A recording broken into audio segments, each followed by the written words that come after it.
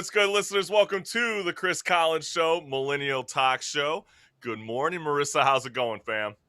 It is going fabulous. Another gorgeous Southern California day. Yes, as always. We are so blessed to be here in SoCal. But we got a great show for everybody out there. But before we begin, we always like to do this because on this day, 11 years ago, filmmaker Christopher Nolan's Inception was released. And also on this day in 2018, November Rain by Guns N' Roses becomes the first 90s music video to pass 1 billion views on YouTube. Pretty remarkable, right? I love that I love song. that music video too. I was born in November. I was born in November, so I was like, oh, he's singing about me. He still is to this day. Ooh, not that good looking anymore. Stop playing, girl. but we got a great show for everybody out there because joining us on Strike a Chord is Weatherworn, a 5-piece alternative punk band from Fairfax, Virginia. Also, don't forget to check out our brand new podcast series called Off the Fret, featuring the Blowies as our inaugural guest. More music talk. All right, Marissa, it's time to rock and roll.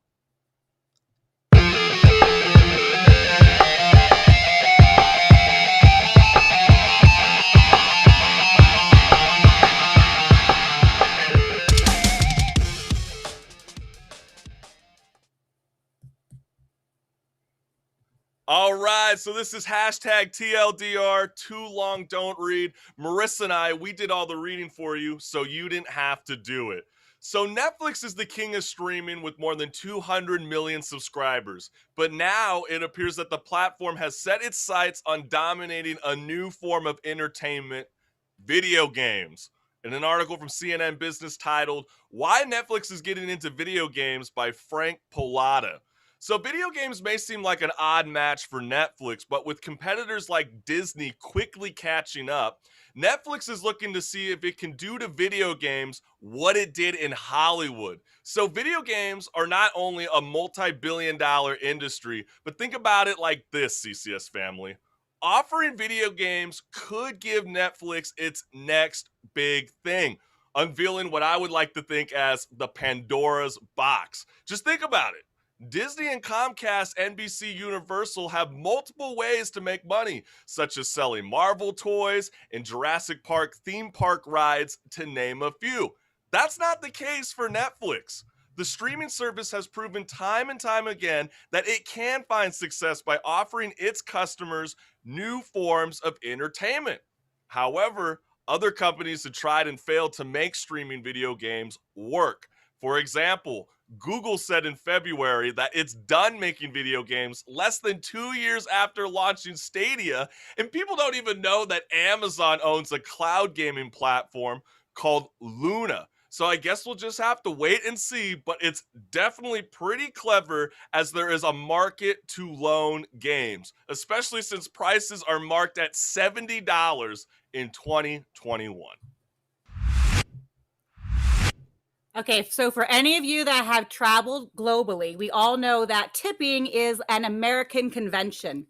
Or is it? Because in an article from Yahoo News titled, Gen Z and Millennials Are Terrible Tippers by Thomas Hum, according to data gathered by creditcards.com, 56% of Zoomers and 58% of millennials said they always tip servers at sit-down restaurants, compared to 80% of Gen Xers and 88% of baby boomers. But look, I am calling BS on all of this data because I am a server. And let me tell you, the only table I cringe to serve is a bunch of pimply-faced little Gen Xers who all want to sit 6 to a table, order one meal to share, and only drink water. And let me tell you, that is an automatic 18% gratuity that I am adding regardless of how many entrees that you serve. Millennials, we tip. Period. Okay? But Chris, did you know that employment in the leisure and hospitality industry is still down 2.2 million jobs? Which, you know, is this about the tips? I mean, like, why are people not going back to serving? Yeah, you know, it's kind of unfortunate. I mean, when you were talking about the tips just now, I sort of believe it at this kind of sense. Not so much in person tipping, but like think about the Postmates or the Yeah. Uber Eats of this world. They give you so many options on what to tip that I think most young kids are like, what's the average to tip? And then all of a sudden you get your drunk heads all talking over, because you don't want to drink and drive. Remember, kids, stay safe. But like then you get questioned, then obviously you're going to want to tip them less. But it's unfortunate that people don't really realize it's 12%, right, Marissa? I mean, do Well, you for expect a 18? delivery driver, you should tip at least 10% of your order for delivery because they don't I get think any that's of the that delivery lowest money. that you can. No, you can tip nothing. Like you can literally hit like, That's I true. ain't gonna tip you. That's foul play. At least 10. But just like I believe everybody should serve in the military or Peace Corps for 2 years to understand about how our country is, I also believe everybody should be in the serving industry for at least 6 months. 6 months of that, and you're gonna shoot yourself and tip everybody that you have. But just remember, everybody, if you don't tip, we don't work. Hey. Or it's like, if you don't tip, we will not work for you. We won't bring you the food. But all right, in an article from BuzzFeed titled, Millennials are sharing the worst advice boomers gave them, and some are really stupid, by Fabino Batempo. That is a really hard name. I apologize if I butchered your name. But a Reddit user asked the question, what's the worst baby boomer advice or wisdom you've ever been offered? And the variety of responses showed just how much unsolicited advice younger generations are given. So here are some of the best responses. Number one, learn cursive because you will need it when you become an adult, unless you don't plan on signing checks anytime soon. Number two, don't go to trade school. That's beneath you. You must go to college to get a good job. Not the CEO of Praxis would agree with that statement. Number three, if your wife makes more than you, she will eventually become too independent and leave you. Well, it kind of seems more and more true to this day now that we got OnlyFans. And number four, you'll never be fully fulfilled as a woman unless you have kids. I guess Marissa will have to chime in on that one. And number five, three things you don't talk about, which every boomer breaks: money, religion, and politics. So, Marissa, what is the number one worst advice that you've received from a baby boomer? Okay, I'm gonna tell you my worst advice, and then I'm gonna tell you about that kid thing, okay? Because I got some opinions on that. The worst advice my parents ever gave me was not to get a lawyer and to trust the public defender. Horrible advice. Public defenders are horrible. Get yourself an attorney, okay, peeps? That's the number one advice. That's kind of funny how a baby boomer is teaching you this at a young age. But go on. I went to jail at a young age, so I don't know if that was like part of their messaging.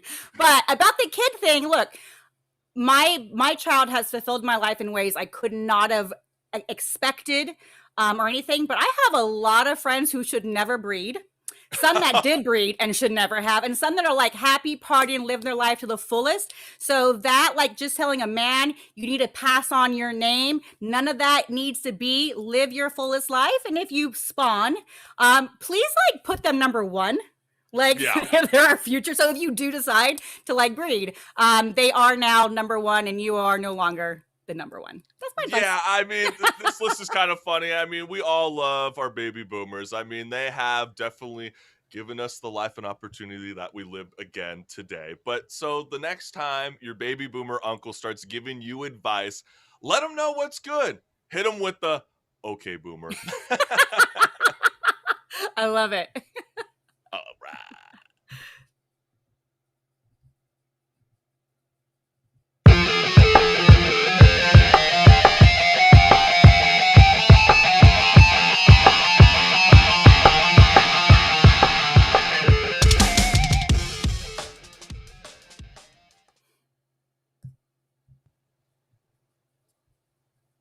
All right, this is Just Talking, which I'm going to let you guys know what's good, because this is Just Talking where Marissa and I discuss all the latest news circulating around the world this week. Here is the week's wrap.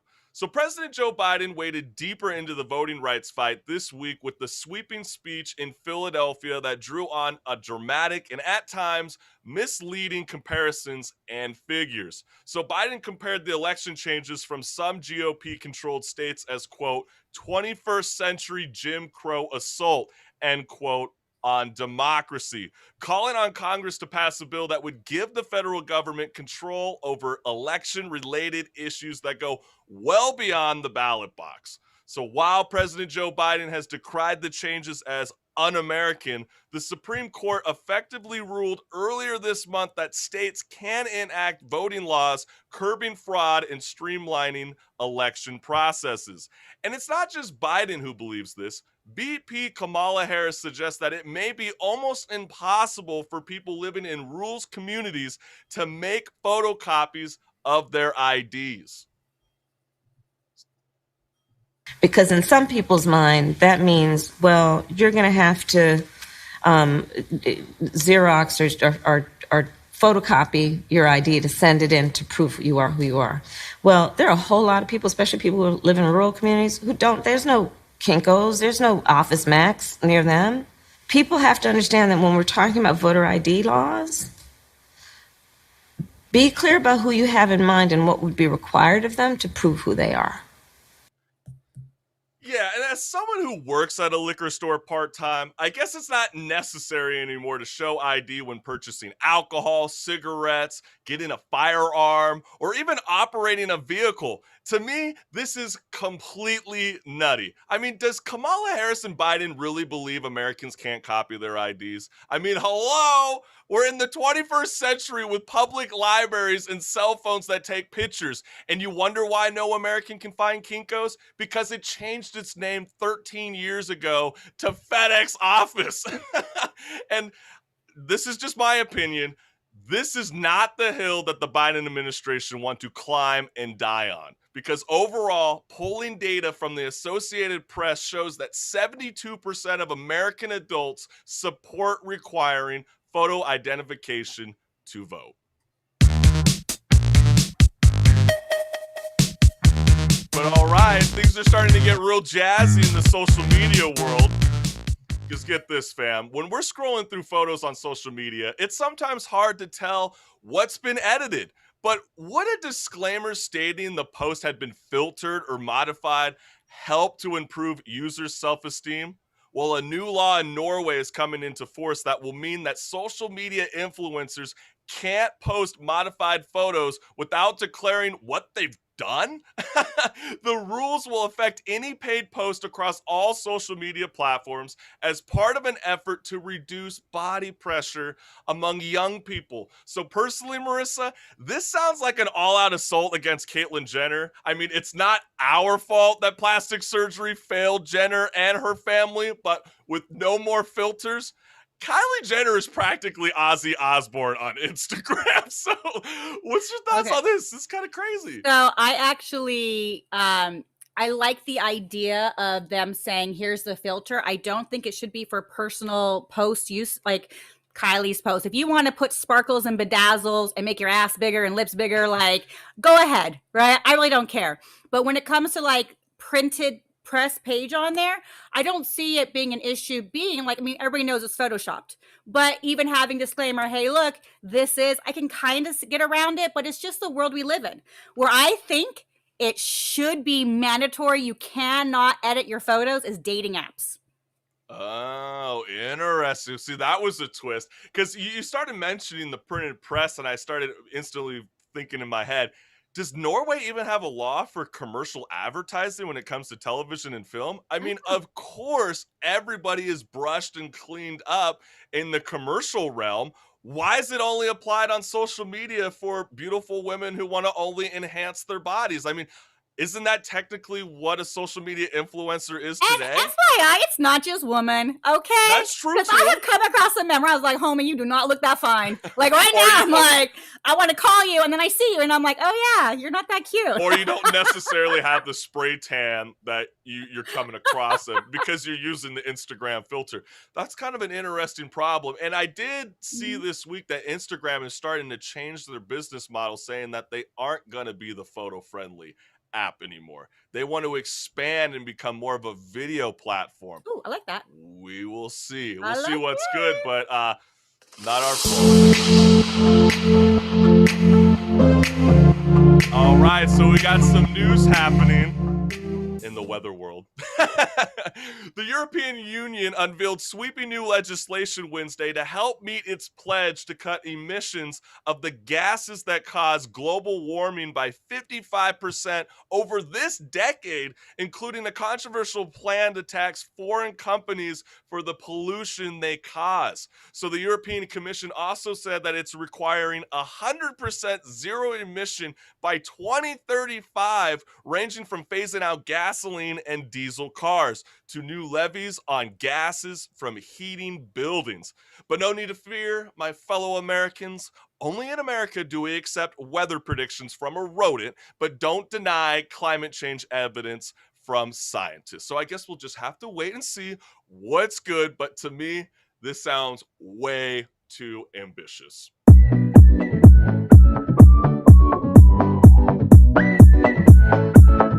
Well, we are in the month of July, which that means we're getting a lot of the mid-year reports coming out. So in a shocking new report from the music industry, there were 555 billion streams of music on audio and video platforms in the United States in the first 6 months of 2021, up by 54 billion year on year. But the bigger story for the music industry is less about how much people listened and more about what they listened to.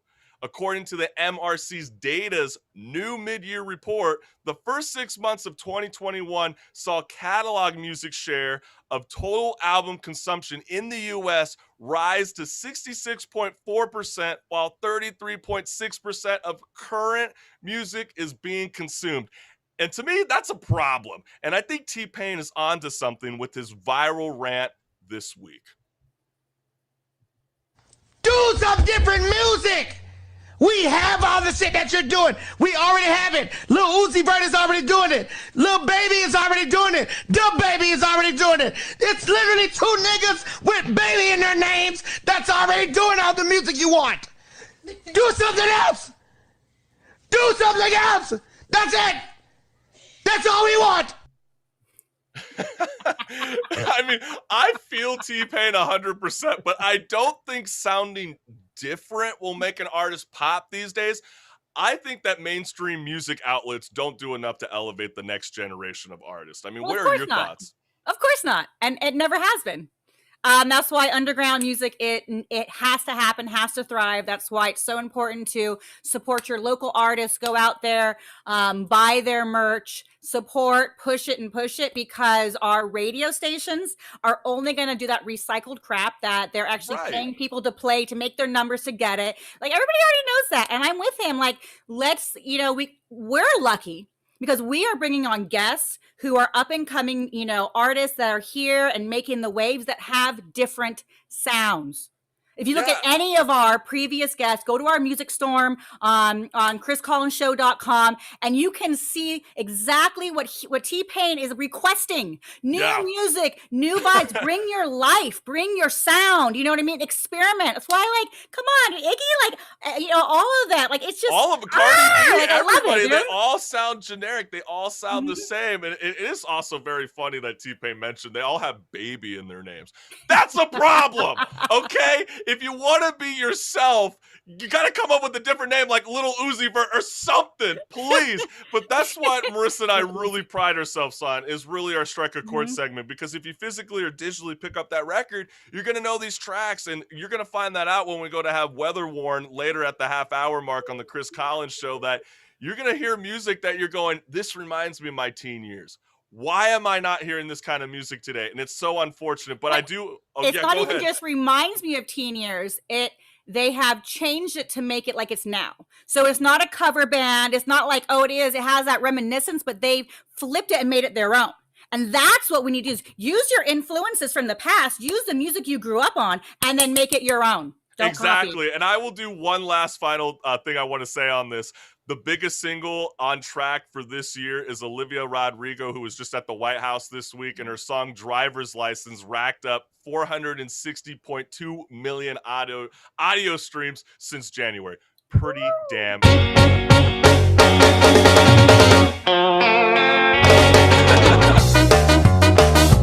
I guess the Reaper Madness is coming to the Senate floor. Well, at least that's what they're hoping, because for the first time in history, some Senate Democrats on Wednesday moved to decriminalize marijuana at the federal level, proposing to remove cannabis from the federal list of controlled substance.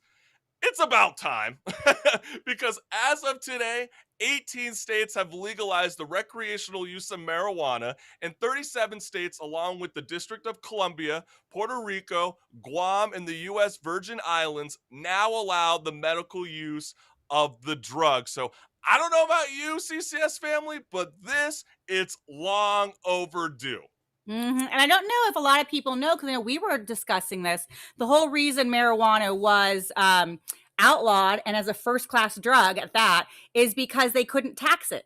Too many people were able to grow it on their own, which we all know, all right? Yeah. It was really easy to grow, and it wasn't so much about smoking it. It was about what they made from it, because you can make clothes, you can make paper, there is building material. There's so much that comes with it that you can do it yourself, and the government was like, whoa, how do I tax that? And that's why it hasn't been taken off yet, because they're trying to figure out, how do I tax it? So at least our states are doing something right and, allowing it recreational. At least that. I love this move, but at the same time, I want to see records from criminal convictions of little tiny things like carrying around a gram of pot in your pocket. All those records need to be expunged. Because think about it like this. The last 4 presidents, at least half of them have said they've admitted to smoking dope in the past. Mm-hmm. How hypocritical is this? And it's taken this long to make this happen. I'm all in favor of this. Create a new federal tax like they do with alcohol and tobacco and put it on a per ounce rate. And this country will make so much money off the devil's lettuce. This is a great move. Not the most happiest of music.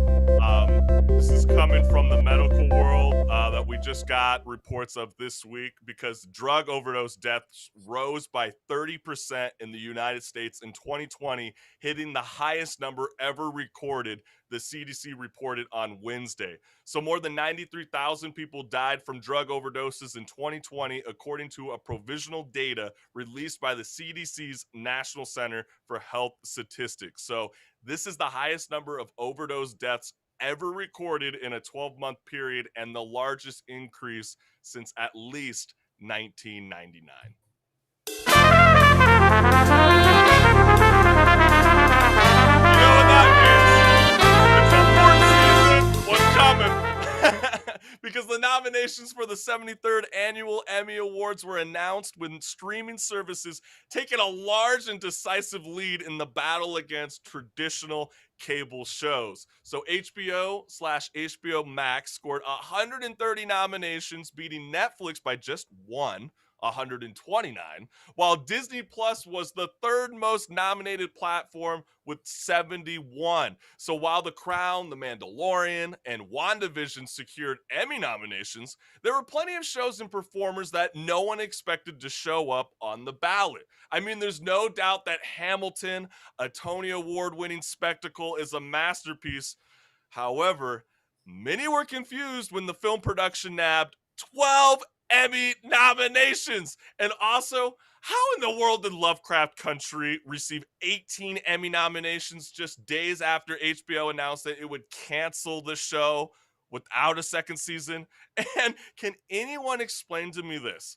How in the world is The Flight Attendant nominated under the Best Comedy Series? And what I found, and anybody who's not familiar with The Flight Attendant, what's so funny about waking up in a hotel room with a dead man, but with no memory of what happened? I'm still contemplating that, Marissa. I have no clue. But did you find the Emmy nominations unexpected, or were you satisfied? I don't think I'm ever really satisfied with the nomination process in the last few years, to be honest, with anything, any of the awards. I don't care if it's music, television, theater, film. I'm kind of like, really? Yeah. But the one that I am very satisfied at is Reggie Jean's ass getting an Emmy nomination. Because let me tell you, that booty, woo! That's worth an Emmy. We cannot have a serious conversation with Marissa on the Emmy 2021 nomination. Why? Have you Starts not off seen like that? Episode 6? I thought I was watching softcore porn. Oh, no, seriously. gotcha. I was like, I had to stop for a minute. I looked around, made sure my kid was in bed. I was like, okay. The scary part, CCS family, is Marissa might be a future Emmy voter in the future. So, like, if this is how she's grading her television series, oh, I do. We're in a heap of trouble. Okay, so like Sex Life, I want to see next year if it gets Emmy nominated. Horrible plot line. Horrible. Acting is horrible. But that man, naked, it deserves another Emmy award. He's an Australian Aussie. But on a serious note, Marissa, I mean, did you find WandaVision kind of like the what the fuck in the whole thing? They got 24 nominations, and you and I were very vocal about how that show was so goddamn slow to kick off that it took the 4th episode to really kick in. Does that show really deserve 24 nominations? No, I'll be honest. I mean, I loved it. Like, I got into it. It was great after I slogged through the first 3. The little Easter eggs and kind of putting all the Marvel stuff together. That was cool. Real. But just like with our CCS contributor, film critic, Alyssa Wilkinson, she defended it and loved it. And I was like, I don't care how you want to defend it. Like, it was boring. I mean, even think the first 3 episodes, boring. To me, I thought that was a crazy move that Marvel got so many nominations. And another one that kind of shocked the hell out of me was Don Cheadle. He reprised his role in the MCU when he was in the Falcon and the Winter Soldier. He had 2 scenes. One of them, he didn't even have a speaking role. But with combining the 2 scenes together, he was in it for only 3 minutes and got an Emmy nomination. Okay. My favorite is his response to it. He was like, "Oh, okay." Right. For 3 minutes. But he's like, still accepted. But to all your haters, I'm gonna take it. And I was like, yeah. This is the kind of shit that I'm talking about. We are beyond stoked because we're gonna have Gen Z critic back on, Betsy, to talk with us real soon about the Emmys when it gets closer to that date. So keep a lookout for that announcement. All right. Seems like the tech world and Bitcoins are trying to make their revival. Yes, you've heard that correctly, with the music going down on cue. That's right. If you want...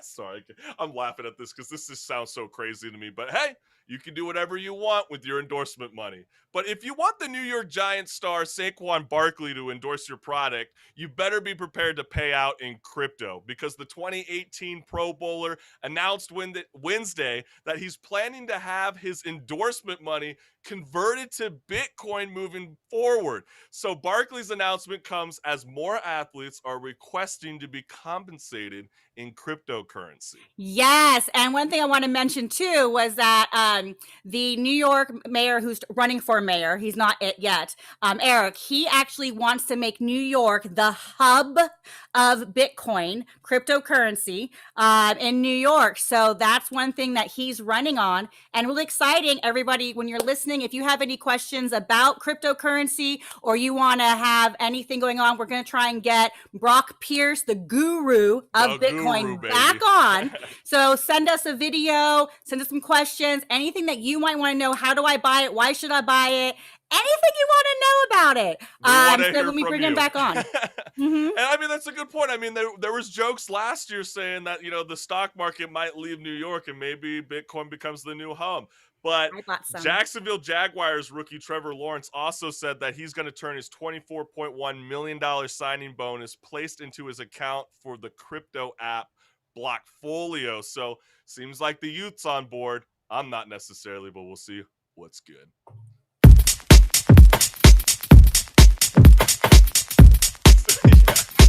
This story is insane. You might have missed it in the gadget world, but last week, Marissa and I reported that the first successful test flight of the Fly car was successful, obviously, and now you can buy a 65-inch 4K TV that rolls up like a joint for a whopping $100,000. So according to LG, the OLED-R set will be available for pre-orders in August. But CCS family, check it out for yourself. Here's the video.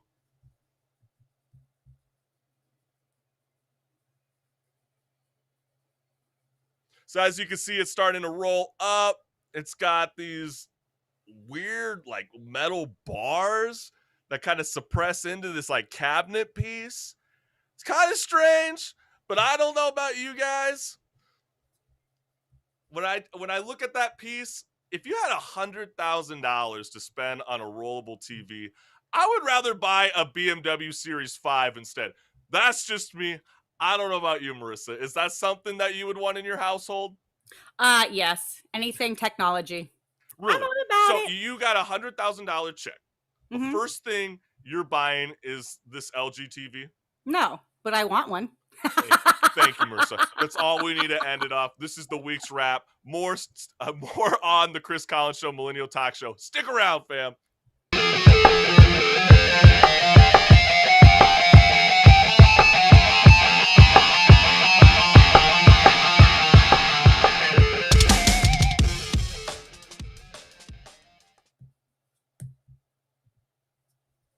All right, what's good, listeners? Joining us from Fairfax, Virginia as our Strike a Chord guest is five-piece alternative punk act Weatherworn is live on the Chris Collins Show, Millennial Talk Show. Also, check out our brand new podcast series, Off the Fret, featuring the Blowies as our inaugural guest. More music talk out now wherever you listen to podcasts. So You're we're awesome. stoked. We got the boys in Weatherworn. Come You back. can turn on your video. Yay! We love you, fam. I was like, Hey, what's up? I know Steven's going to be joining us in later, but we got Dylan and Joey with us. And how's it going, fam? Doing well. How about you? We are fabulous in SoCal. I don't know what the weather's like in Virginia, but everything good? just really hot for me. Really hot.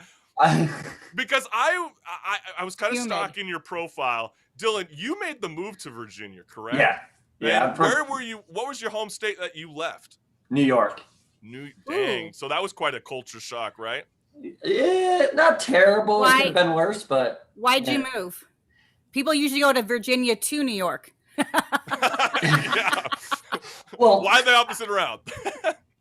well, where I'm from, I grew up in a small area where there's no jobs. It's all farmland. I mean, down here is pretty much similar, but it's still bigger than where I'm from. So there's more jobs and more of an opportunity. And then I got a chance to join up with the band. So it just kind of all worked out. Like everything Wait. just kind of worked out. You weren't New York City. No, I Okay. was 2 hours like northwest of the city. Oh yeah, in- no, that's farm country. Yeah. Yeah. I was in Sullivan County, so where like Bethel, New York is, where Woodstock was, and all Yeah. those areas. That's where Okay. I'm originally from. Okay, so Like- I can start to see some of the musical elements coming in place. But we're going to start this off with Joey because I've been kind of debating this all week, and I started to give up, to be honest with you. What is the meaning of the band's name, Weatherworn? I'm still trying to figure that out. Showing Dylan an old demo from a few years ago that had, I think, weather-worn apartment door as part of the lyrics or something like that. I remember the name was originally Prior Engagements, didn't like it that much, and then weather-worn popped up. Nobody had it, so. That's funny. So you guys just like, was it because I was talking to a band like 3 weeks ago, Royals from the UK, and they Yeah. also said the same thing. We sort of looked at a word, we sort of pointed at it. We thought that was pretty legit. Hey, we got Steven on in here. How you doing, fam? Look at you got What's the up, drum set, Steven? guitar, and everything. That's really I didn't- groovy. So Oh, maybe that's now awesome. that You're we gonna got have to unmute yourself, Steven. oh god. But Yeah. now that we got Hey. Steven in Hey, here, can you hear we me just okay now? put- yeah, we can hear you, no problem, Steven. Nice. We're glad to have you joining on in with us. I was just putting Dylan and Joey, more Joey on the spot on this one.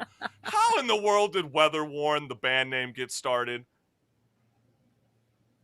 And then he threw it to you, and you Oh, came in at the okay. perfect time. Yeah. So you have to answer now. Hey, Bryony, how did the band name Weatherworn get started? I'm positive that we were riding in the car down to Richmond one time, and I think we talked about this. I thought it was just because it sounded cool. I thought that was one of the leading reasons. As boring as that is, I think that's what I heard Joey say. Well, he's the I feel He's like got- we're reading biblical text and we're like trying to figure out how the band rebirthed itself.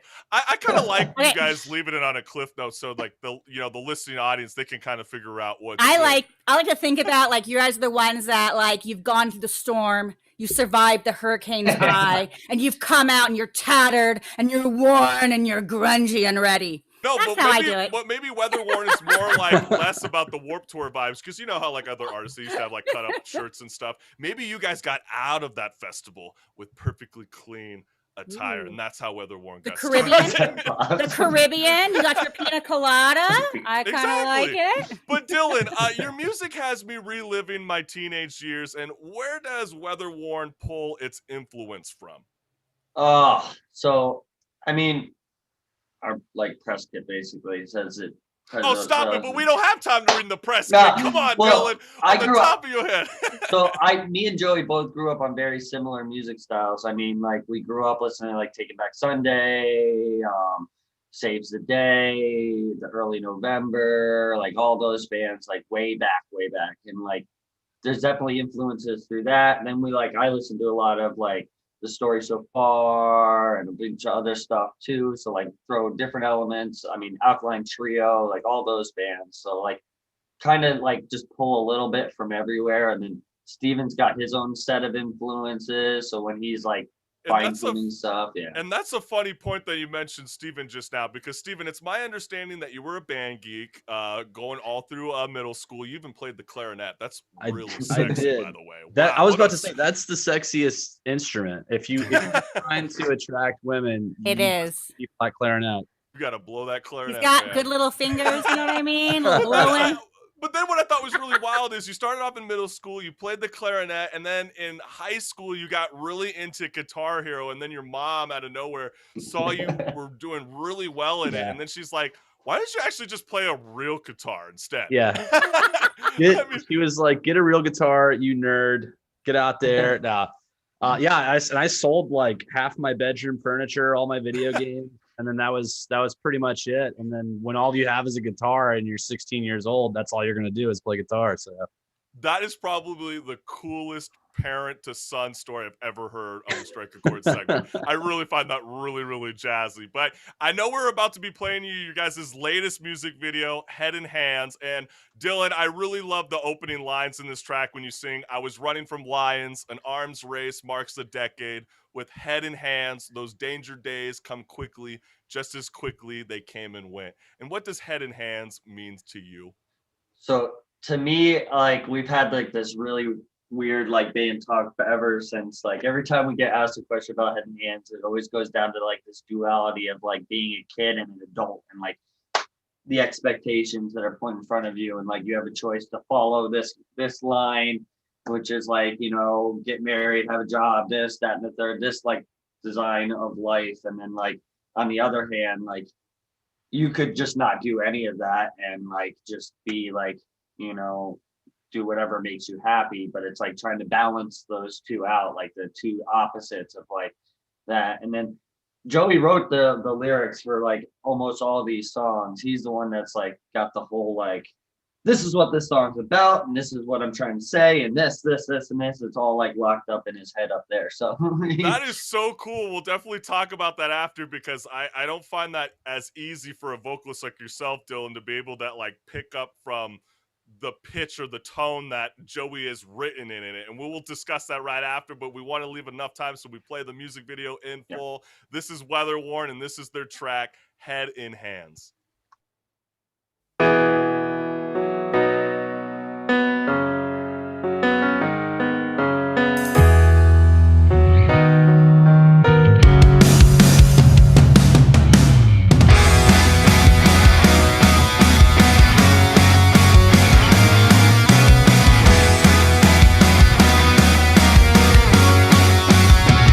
I was running from lies, an arms race marks a decade with head in hand. The danger days came quickly, just as quickly they came and went. Rain cascades and memory fades like speeding cars on the interstate.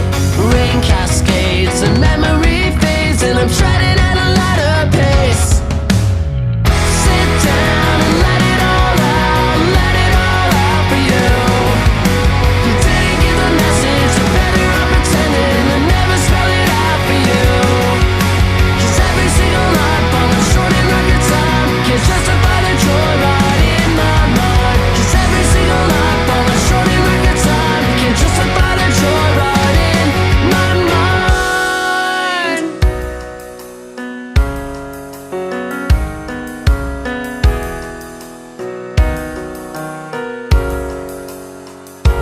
these moments of silence, nothing to set the ball in motion, get it out in the open. Leave the pieces where they rest, 'cause it's been said, it's been said, and time spent. Sit down and let it all out for you. You didn't get the message, you're better off pretending and never spell it out for you. 'Cause every single night falling short in record time can't justify the joyride in my mind. 'Cause every single night falling short in record time can't justify the joyride in my mind.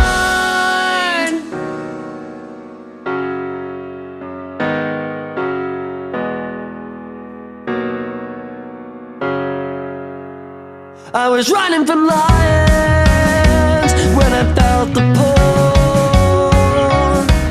At the bottom of the bottle was an aged altered soul. It chased me.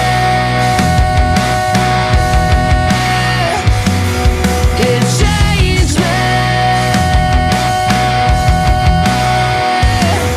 It changed me. It changed me.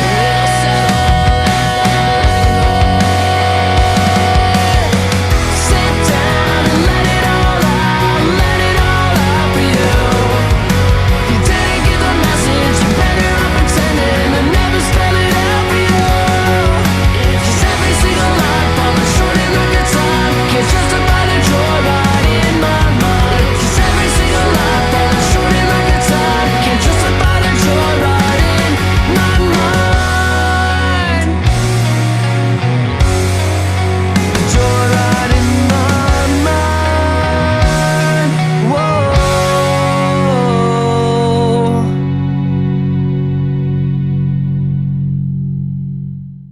Yeah, that's what's good. You just listened to Weatherworn, and that is their music video, Head in Hands. And I want to remind the listening audience that you're listening to the Chris Collins Show, Millennial Talk Show, and this is Strike a Chord, where if you physically or digitally pick up that record, you're going to know these tracks. And we're beyond stoked to have, Steven. We got Dylan here with us, and we also got Joey. So what's good, fam? All right, let's kick it off because, Dylan, you did say something really interesting before we played that track, and I was such a big fan of that opening ballad with the piano. And how did that kind of get started? I mean, was the guitar written first, or was that before or after the recording?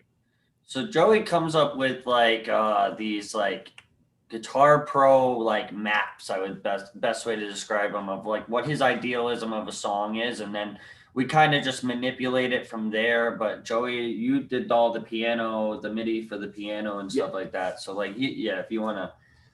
Yeah, started off writing a MIDI keyboard probably about a year ago, last March, and then filled some stuff on top.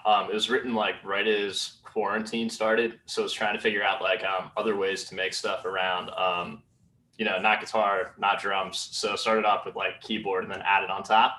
Eventually got full band, so not really sure how this one came about, but hey, it did, whatever so. you did, keep implementing it because it's really, really groovy. And I want to throw this at Steven, because your guys' current release of Postcards is the band's sophomore LP, which is treated like an anthology from your debut album, Still Frames. And why did Weatherworn want to create an album around a ghost story told through the perspective of a ghost?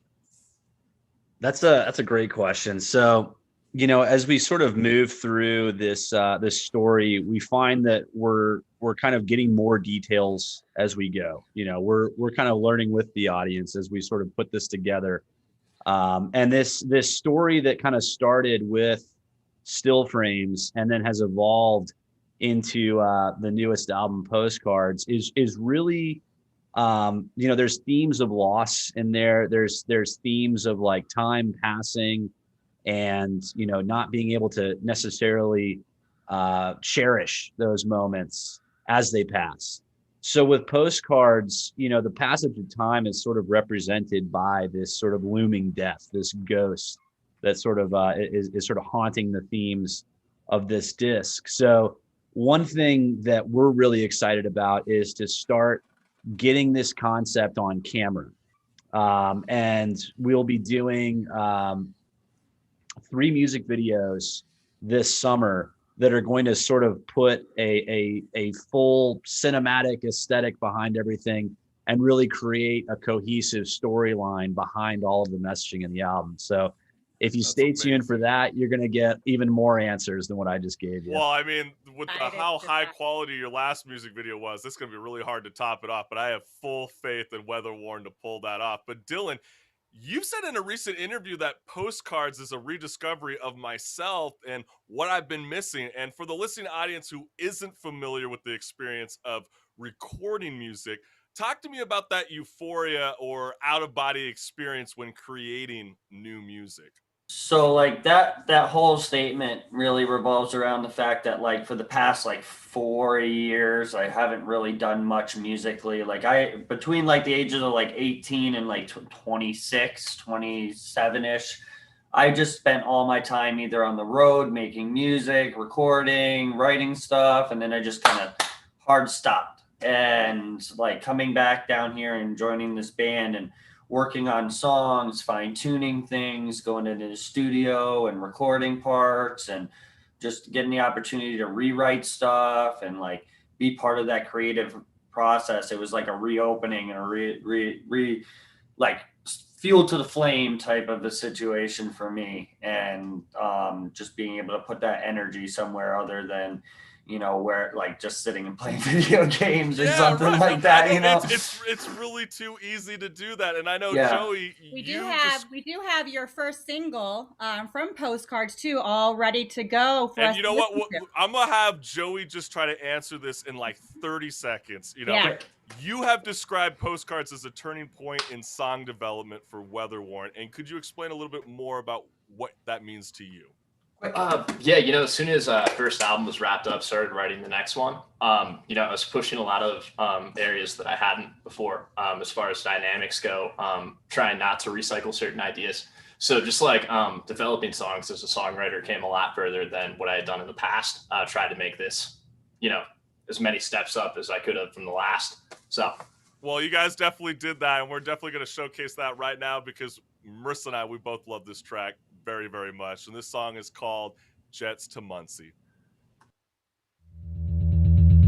Caught like a swallow in a landslide, a state of mind felt paralyzed. It was one more hook, one last drive, one last look at visitation. I was running on empty when my aim kissed the concrete.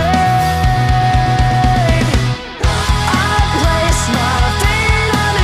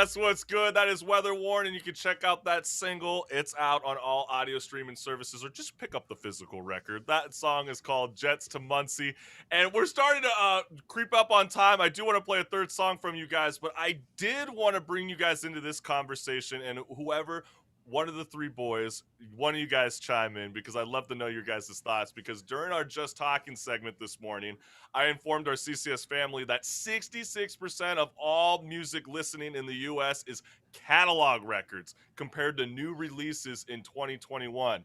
Hearing this for the first time, what's your initial thought? I mean, do you tend to listen back to the old school music, or do you check out new music more and more in 2021? So I've definitely taken a like turn for listening to some older stuff. I'm not opposed to listening to newer stuff, but definitely listening to a lot of the older stuff just because, you know, I haven't really there's a lot that's coming out, but it's also like it's nice to just rediscover that old stuff that you know that you really loved, and like it kind of, I don't know. So I'm you're not pushing like 30, low-key. so You're not like low-key. You like to stick on the same time frame. You don't like to branch out. Oh no, I listen to a whole lot of stuff, but it's like I'll listen to like a Watsky song from like 3-4 years ago, and then turn around and listen to like the new Real Friends song. Right. And so it's like a lot of it is just a mixture of listening to a whole lot, and I think that's with like everybody doing the whole playlisting. Like from a musician standpoint, like we get a lot of our like songs into a bunch of different playlists. So like a lot of times those playlists will be like fan songs, and like there'll be like a whole list of old early 2000 songs, and then a mixture of new stuff that lesser known bands are putting out at the same time. So it's like you're listening to everything all at once. Yeah, and we have your last right all ready to go too, and that's kind of what I like about your music. It has a mixture of your guys' influence in it, making something new, which is cool. I think that was a great plug, Marissa. And I think let's play that song right now. This is Weatherworn, and this is their track, Last Rites.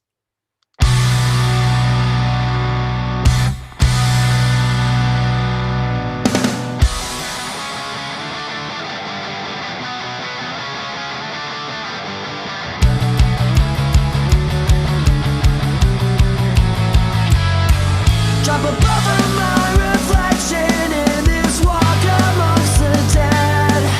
I paint my recollection to this chemical imbalance.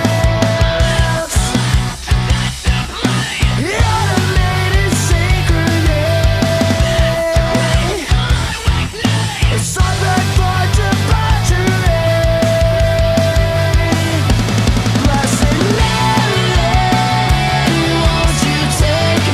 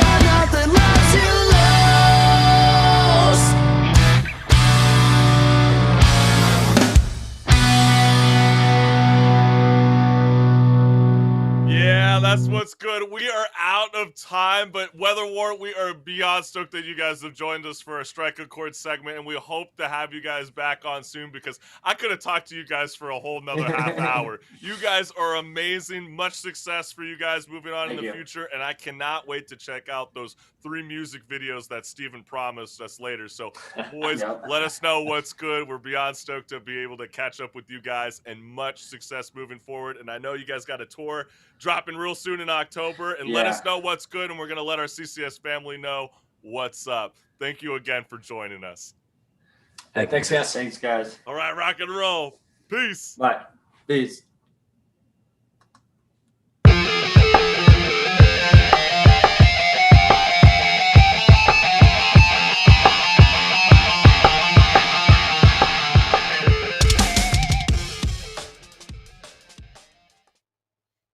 All right, CCS family. Wasn't Weatherworn great? They are a really kick-ass They were band. And you got to check awesome. them out. They're all over all streaming services right now. Go ahead and check out their sophomore album that is called Postcards. But we always like to end off the show during the last 5 minutes of the show with something good because there's so much negativities on channels 2 through 11. So Marissa and I, we like to break the mold. So CCS family, have you seen this? There's a viral video captured the moment that festival goers at the National Cherry Festival in Michigan had to rush to prevent an out-of-control carnival ride from falling over while passengers were on board. So as festival goers watch the magic carpet ride start tilting back and forth, at least a dozen people can be seen running towards the ride and jumping on the platform to hold it down and prevent it from tipping backwards.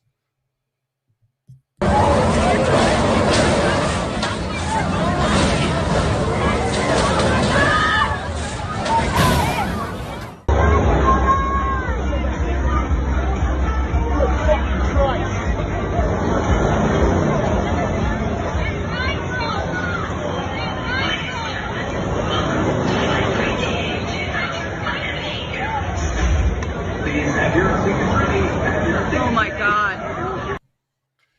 Wow. I mean, I am completely speechless. I mean, it's just remarkable to see this heroic act from festival goers at the Cherry Festival, because I was even told by my producer that this is a very popular carnival festival in Michigan, and to see people step up like that selflessly, Yes. I think risking their own lives too. Imagine if they all just started tilting Well, backwards with to them. be honest, no, I mean, think about it. I mean, obviously, some people stood there and still recorded, which is why we have proof of it. But at least the majority of people ran to help. And I think that's a problem with a lot of our generation, I'll be honest, is we get stuck on their phone like, oh, I better capture this. I better have it. Versus like, how do I help? How do I step in? And they saved lives because of that. Like I mean, if that would have tipped over, someone would probably have died, for sure, injuries. Or paralyzed. I mean, easily. I mean, just to see that they put their own lives at risk to save others is why this is what's good. And we want to thank our today's guest all the way out from Fairfax, Virginia. That band is called Weatherworn. They are phenomenal. So go ahead and check out their sophomore LP, out now on all audio streaming services. It's called Postcards. And also don't forget to check out our brand new podcast series called Off the Fret, featuring the Blowies as our inaugural guest. More music talk. And who is next week's guest? That's right, Little Marissa, S? because our Just Talking guest is CCS contributor Kevin Drake from Sports Matters and Strike a Chord artist Ashton Edminster. He is a pop R&B singer. She is. She is. Did I say? Excuse me. My apologies. Hey, it's the weekend, but we still love her, fam. She's all the way out in Dallas, Texas, so we're beyond stoked. Can Friday come anytime soon? I'm hoping so.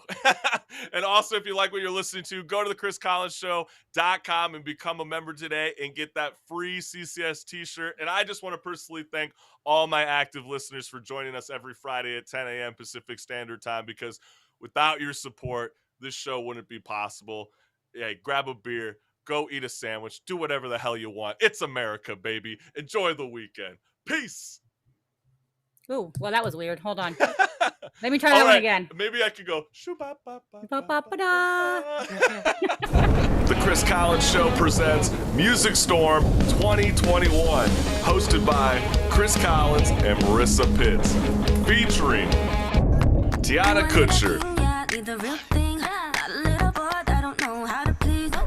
Some Daggers Wear Red,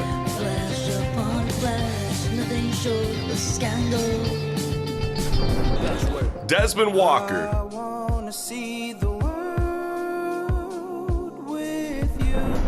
Doulos, Saturn Till June,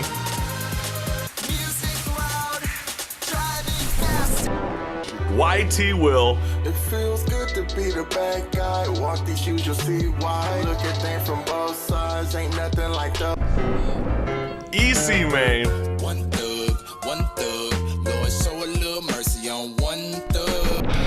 The Phoenix Within, There's more weight in my words than you give me. Chloe Wilder,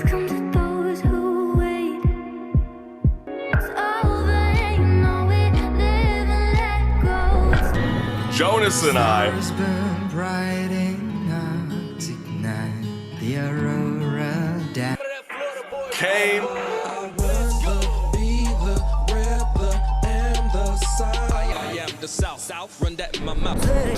and Animal Sun. So tell me how you see reasons to carry on. Music Storm 2021, available on YouTube Live. Peace!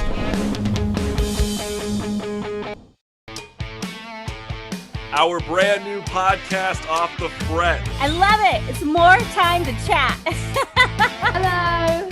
You would look Can you so hear me? jazzy. I love your outfit. How far would you go to start playing live music again? This slaps harder than my ex when she got her stimulus check. So, are you here to bring the sexual healing with your music? It's called Everything is Everything, and I guarantee you're going to hear this song in the future. I love the flow, man. Politically charged album. So, if you get easily offended, this might not be the album for you. Brand new podcast, Off the Fret. So excited. Has Kim Kardashian accidentally sent you a coochie shot? Do you want to stay there? It's completely your choice. Or you want to... I feel you. And you know what I love? Off the Fret. More music talk. Peace.